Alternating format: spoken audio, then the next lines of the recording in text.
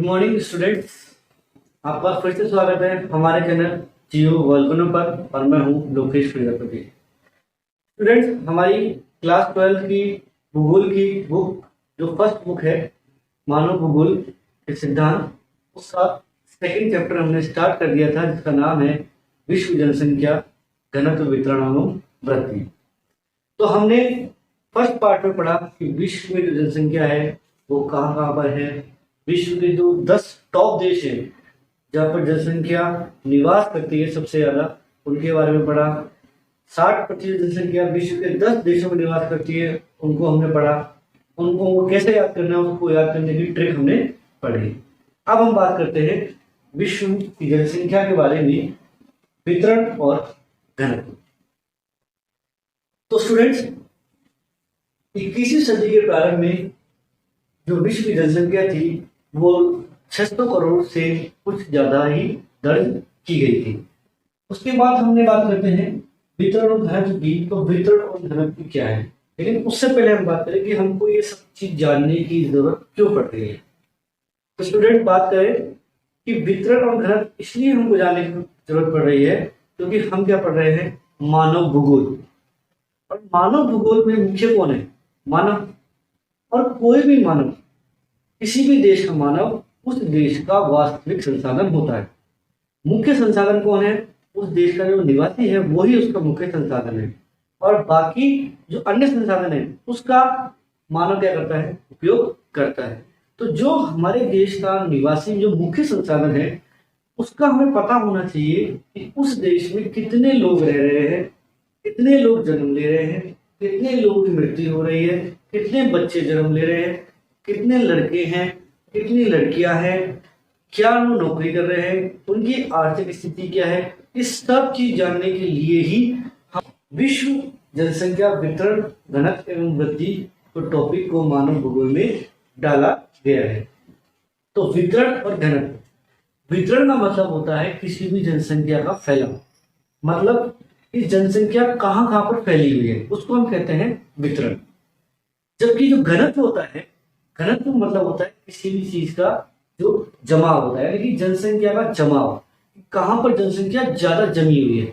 दोनों एक दूसरे के पूरक है, वितरण और घनत्व दोनों ही एक दूसरे के पूरक है। जब वितरण ज्यादा होगा वहां पर घनत्व भी ज्यादा होगा, जहां वितरण कम होगा वहां घनत्व भी क्या होगा, कम होगा। हम इसको आराम से समझेंगे।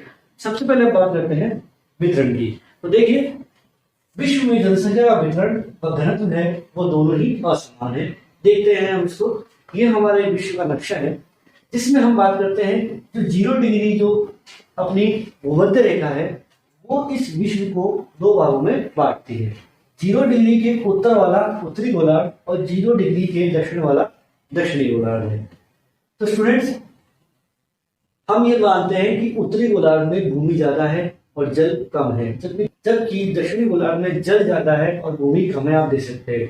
इसलिए विश्व की 90% जनसंख्या है उत्तरी गोलार्ध में निवास करती है, जबकि 10% जनसंख्या है वो दक्षिणी गोलार्ध में निवास करती है।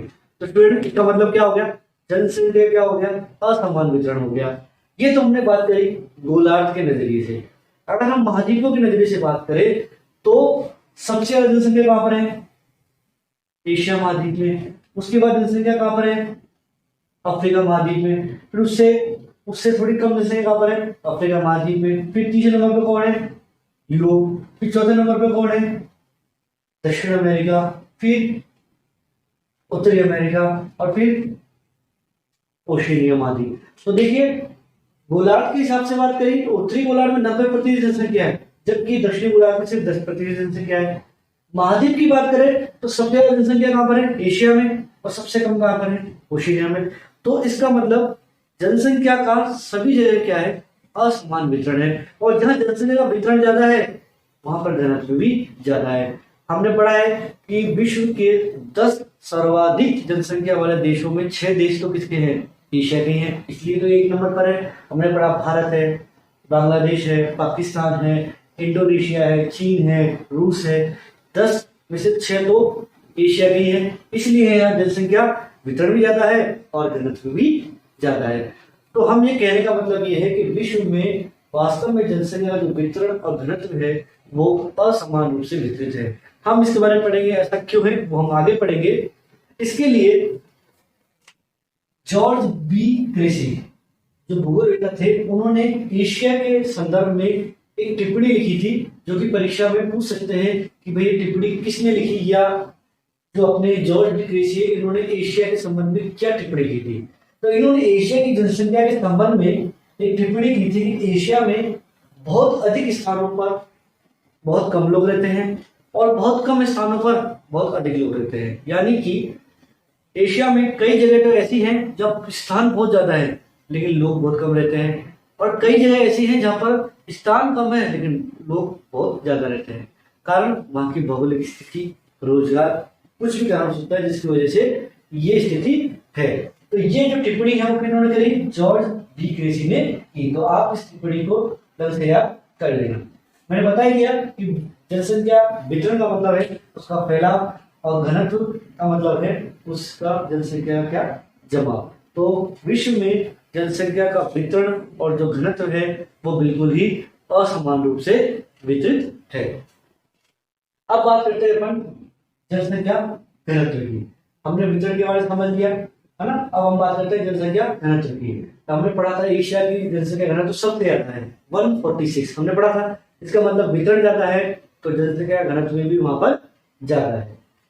जनसंख्या घनत्व की बात करें तो प्रति वर्ग किलोमीटर में निवास करने वाली जनसंख्या को हम क्या कहते हैं, जनसंख्या घनत्व। कहने का मतलब प्रति वर्ग मतलब एक वर्ग, 1 किलोमीटर लंबाई, 1 किलोमीटर चौड़ाई, फिर 1 किलोमीटर लंबाई और फिर 1 किलोमीटर, ये हो गया प्रति वर्ग किलोमीटर। इस वर्ग किलोमीटर में कितनी जनसंख्या है उसका जो अनुपात निकालेंगे वो कहलाता है जनसंख्या घनत्व। तो प्रति वर्ग किलोमीटर में निवास करने वाली जनसंख्या, या हम ये कह सकते हैं कि वहां की जनसंख्या और प्रति वर्ग किलोमीटर का क्षेत्रफल है उसके अनुपात को हम क्या कहते हैं, जनसंख्या घनत्व कहते हैं। और इसका जो सूत्र है जनसंख्या घनत्व का सूत्र क्या है, जनसंख्या बटे क्षेत्रफल। जनसंख्या और क्षेत्रफल प्रति वर्ग किलोमीटर का जो क्षेत्रफल है वो हम यहाँ पर लिखेंगे।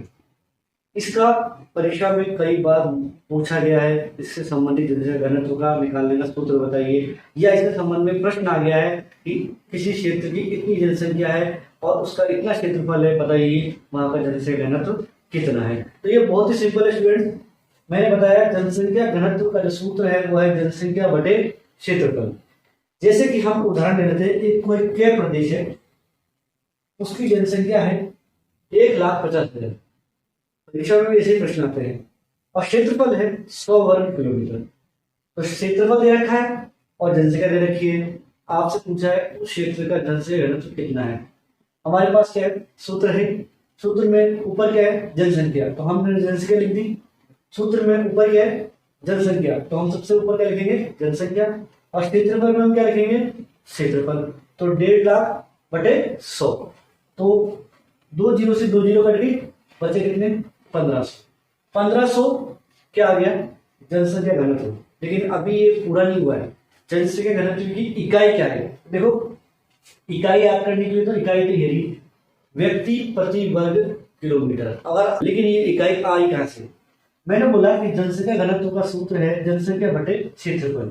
जनसंख्या का मतलब क्या हो गया, व्यक्ति, बटे क्षेत्रफल किसमें आ रहा है, प्रति वर्ग किलोमीटर, तो वर्ग किलोमीटर।